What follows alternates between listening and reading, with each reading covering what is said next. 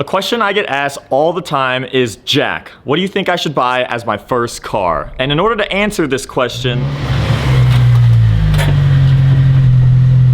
I bought a new car. Yes, my answer would be an 8th gen Honda Civic Si. I've recently been getting introduced into the magic of Hondas from my past ownership of my S2000 as well as my buddy Justin's 8th gen Civic. He beat around an old base model coupe with over 200,000 miles for years, and the thing held up with barely any issues. It wasn't even that slow, and it had a banging sound system. This car has been at the SEMA after party. It's been at EDC. And now it's inside the official mod garage. His car alone proved to be an incredibly reliable value of 4 wheels for less than $5,000. But if you could spend a little bit more and get to the SI platform, you'd get a manual, you'd get a better motor, the K20 with VTEC, and you could have all this for under the $12,000 budget. There are currently 11 generations of Honda Civic, so I'm sure you're wondering why specifically the 8th gen. Ongoing viewers may know that my buddy Lance had a 10th gen Honda Civic Si. However, that platform is a little bit more expensive, and with doing research, a lot of people praise the 8th gen for being the last true SI. It's got a lighter, more raw driving characteristic with being an NA and getting that full VTEC crossover, whereas the newer models became turbo, they became a lot softer, and they become more and more civilized away from the OG light little Civics. Why not get one of the early OG Civics then, like an EK or an EG? They can be cost effective. However, in my opinion, for a well-rounded first car in the modern era, the 8th gen still has its more modernized features, sound system, interior. It's a lot more safe and ideal for more situations such as long road trips. Other ongoing viewers may think that I've already covered this topic of a first car by previously covering a build series on a BMW 335i that we surprised my buddy Dustin with. However, that was his specific dream first car, and later down the line the car did prove to be costly and expensive to maintain as it had a couple electrical issues and various seals and gaskets, which quickly added up the bills to be over thousands of dollars on top. This will be my pick for what I think is the best first enthusiast car because it checks all the boxes of being super reliable, structurally safe, cheap to buy into, fun to drive, has an aftermarket support, and the last thing it may lack is the looks, but we're gonna take care of that soon going forward. Now, when I say cheap to buy, prices can reflect anywhere from the 6,000s all the way up to the 13,000s depending on mileage and condition, and I will say it is a little bit difficult to find some of these that are in good shape because they already seem to be a popular choice for a first car. A lot of them have been ran through by younger kids that have already tricked them out, and many may have poor modifications or maybe a little rough around the edges. It took me a while until I eventually found this listing that popped up of a car for 12 grand with relatively low miles, and I did some negotiations, was able to knock 1,000 off, and I purchased this Civic for $11,000. Before I give you guys the detailed walk around, let's rewind back to the day I picked up this thing. What's going on? What's up? New car pickup day. I heard. Where are we going? We're going to Starbucks in Chandler. Ladies and gentlemen, this video has been sponsored by Thrive Market. Thrive Market is an online membership-based grocery store that brings the highest quality products right to your doorstep. Their mission is to make healthy and sustainable living easy and affordable for everyone. They strive for the highest quality standards with restricting 1,000 plus questionable ingredients from things available on their shop. They include low sugar and high protein options with 90 plus different diets and values to shop from. You can easily find products from your favorite brands along with new finds that may not be available at your local grocery store. All products include customer reviews so you can hear from the Thrive Market community before you buy. What I personally love the most is that you can save money without sacrificing convenience. Orders that are over $49 ship free without any additional fees. I ordered myself some jam and jelly, and I could do this without worry knowing that they restrict questionable ingredients such as artificial flavors, sweeteners, and colors. We're gonna do a taste test on the Thrive Market applesauce. Let's try this out. That is better than I expected. And also, with Thrive Gives, for every paid annual membership, they donate a free membership to someone in need. They're doing their part on making it possible for low-income families, veterans, teachers to have access to natural and organic foods. I think this tastes better because honestly, I didn't have to go out on a whole adventure just to go get it, just showed up. With my busy schedule, shopping on Thrive saves me a ton of time because I no longer have to go to the grocery store and make grocery trips. So what are you guys waiting for? Go click the link in the description, go to Thrive thrivemarket.com/JackUltraMotive and you will receive 30% off your first order and get a free gift with joining Thrive Market today. Here she is, our red 2009 Honda Civic SI. It's already got some aftermarket headlight johns in there. Definitely got some sun fade here and there. All this is gonna be replaced at some point. This key is interesting. This isn't what my S2000 key was like. And these buttons, I don't know if there's supposed to be logos on there, but there isn't anything now. So I just gotta like figure out what button does what. Okay, that locked it. Oh, that definitely locked it. That unlocks it, okay. Hey, we know that the locks and unlocks work from the fob, which is actually cool. A little bit of a journey to figure out which one. Yeah, I wish they would tell me, but I guess that's a figure out yourself scenario. But yeah, pretty nice in here. Obviously, these are all manual, and it's already got CarPlay head unit in there. Here are the seats, which actually come with, I wouldn't exactly call this Alcantara, but it's definitely a faux suede of some sort, which is kind of cool. It's got sunroof, and then yeah, we have a sedan. I press that some more. There we go. Ruining our flow, man. I know, dude. We have back seats with back doors. I haven't had a four-door sedan in a minute, but it's got a sub. I'm probably gonna move that sub into the rear. He's added in the OEM unit over there to come with the car. This thing is one of the nicest SIs I could find in the local area, and I've actually been on a hunt for quite some time now, for a few months. So I'm pretty happy with this. Let's bring this baby home. Now, of course, I've already test driven this car. I would never recommend buying a car without test driving unless you know 150% what you're getting into. I'm pretty excited to drive this thing. Now, I'm not trying to say that one shouldn't ever be as excited as I am to pick up one of these things, but obviously, knowing the channel, we come from a different context of vehicles. This car comes from a lot more humble beginnings, I would say. But it's still got VTEC, and it's still fun. Now, if you guys have been following along with my friends, you know that the first person I gotta get the reaction of to me buying this car is my good buddy Justin, because he literally was whipping around an 8th gen Civic. It wasn't an SI, it was just a base Civic for all of his life. Us as a friend group have literally shared so many memories in that car, and I'm guessing that the last thing that he'd ever expect me to buy, coming from my background of all these cars, is an 8th gen Civic. What do you think Justin's reaction is going to be? He's gonna be jealous, I think. You think he's going to be jealous? Well, like, he has a C63 now. He's gonna love it. I think he's going to be so confused. He's going to be like, why did you do this? So what are the guesses? I mean, I feel like it's gotta be a Z06. That's the only car you've been talking about. We're not there yet. I'll just say that this is a new project, and it's definitely of a cheaper criteria.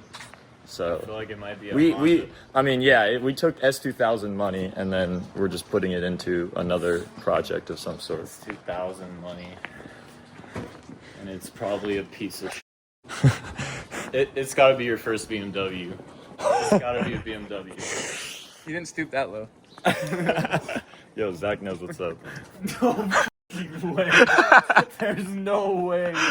What? Bro, I bought an 8th gen Civic. Dude, we would be twinning if I didn't get my. That's what I'm saying. No way, bro.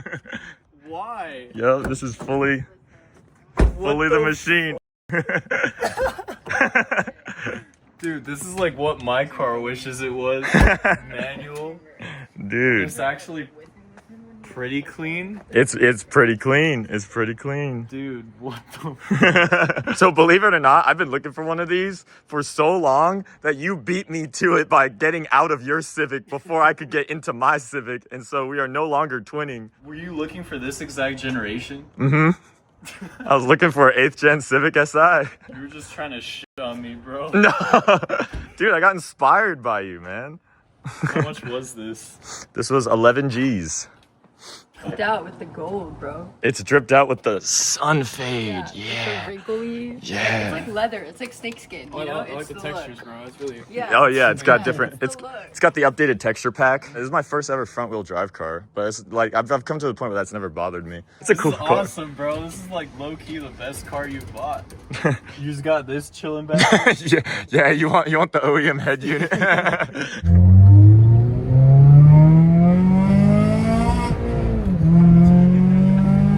Sounds like a Honda. Sounds like a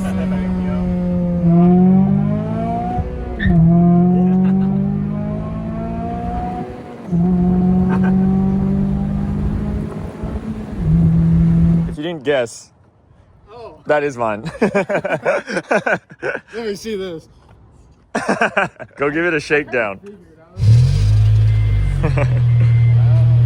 Yup. Sick. New project, new daily. When did you get these? Like 2 hours ago.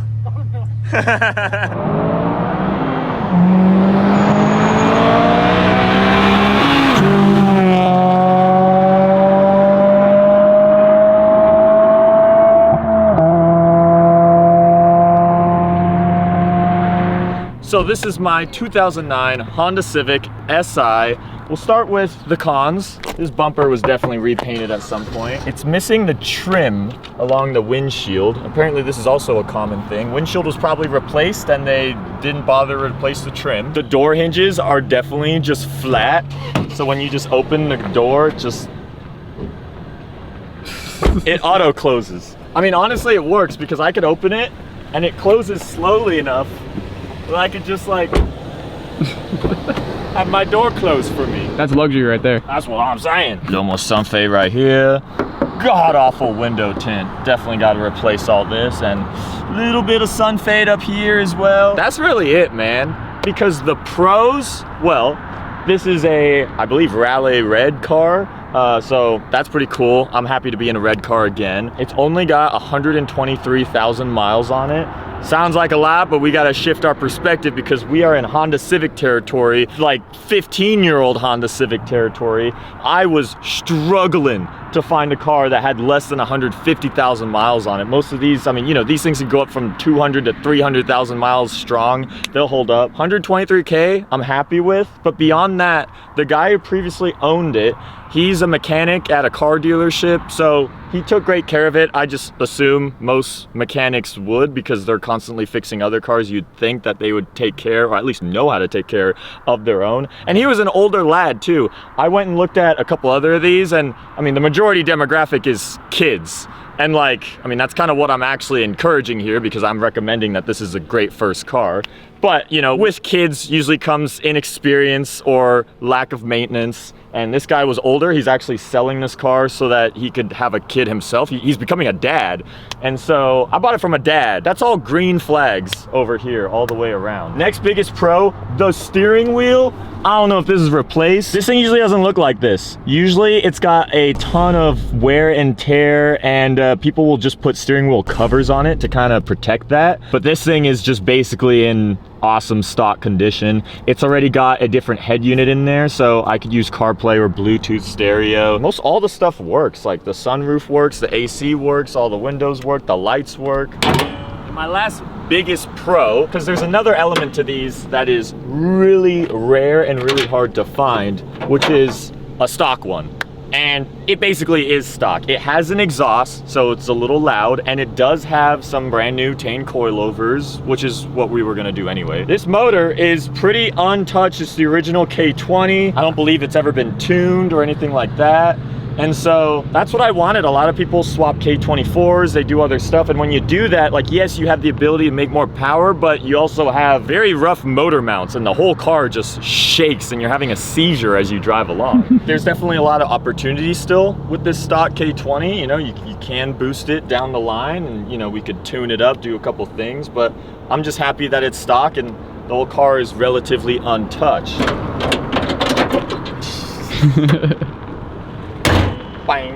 my plans for this thing. Well, first of all, we're gonna give it the usual JackUltraMotive magic touch. We're gonna get rid of these reps down here. We're gonna put some real wheels on there. But the biggest thing that I dislike about this car, the reason why I never really cared for one, I guess when I was a younger teenager and stuff, I was looking at the first car, is that I don't think it's particularly that good looking of a car in general. And we're gonna fix that because in Japan, this exact platform looks a million times better. And in fact, this exact platform has a Type R that we never got. And so it's called the FD2. We are going to fully convert this car into basically one of those by at least fully converting the front end, fully converting the rear end, doing some skirts, doing a wing of some sort. And trust me, when all of that is complete, the car will actually look cool, and it'll check off that one last box about this thing that I feel like it's kind of missing for it to be the perfect, well-rounded first enthusiast car that you could own. And on top of that, it means we have quite a project on our hands. Like usually with the S2000 other stuff, we just lower wheels, exhaust, call it a day or whatever. But yeah, we have some conversions up ahead, some transplants that we're gonna have to do for this thing. And I also have a lot of parts that I'm gonna have to seek out, whether they be authentic or maybe domestic made and stuff. You know, we could kind of flip-flop because I do want to keep the budget relatively safe. It's funny, for how cheap of a platform that this is, you could very quickly spend up to 20, if not 30 G's of authentic rare JDM parts by just loading it on. Now with the addition of tariffs and all this kind of stuff, that's only going to be even more driven up. And so, you know, I want to be able to keep the budget realistic, but obviously we're going to make this as cool as we possibly can. And so I'm really stoked.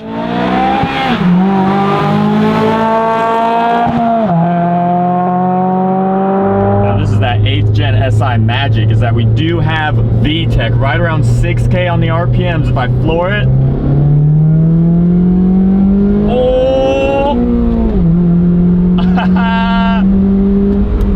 we actually have some torque. We don't really have torque anywhere else in the rev band, but 6K and beyond, it's torquey. I mean, the fact that this car alone revs out to 8,000, it's pretty nuts. I've always lived by the phrase less is more. I've taken it into huge application when it comes to cosmetically modifying cars, but in this instance, less power can be more fun because you can actually use all the power you got, all the limits of your car. You can have proper fun without breaking the law or endangering anyone else. And it's just,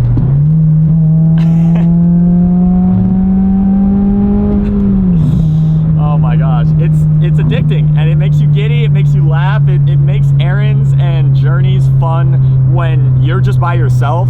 Whereas obviously cars with a lot more power and stuff, they tend to, you know, be a little more fun when you have other crazier power cars to cruise along with. But I could have all the joy in the world in this thing being fully independent. Funny, Zach's got his new Miata out here with me. All my friends are upgrading in their life right now while I'm over here downgrading. But we got to upgrade the car.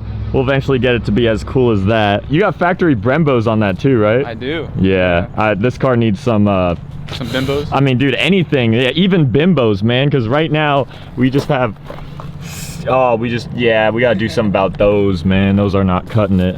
But yeah, it's a good pair. We've taught Justin manual like 3 separate times, but obviously he's never had a manual car, so every time it's like relearning it. But yeah, no gas. And then now slowly add throttle. Now slowly add throttle. And there you go, dude. There you go. Let's go. Holy shit. I'm doing it. This is like the best car for you to learn because it's just, you're familiar. Yeah, he already got 1, 2. Yeah, he's good. He's good. This is how we get him. Now he's like, he's gonna need one of these again. He's gonna need to get back into a Civic. Bro, it's like he actually knows how to drive manual. Oh, never mind. He's a race car driver.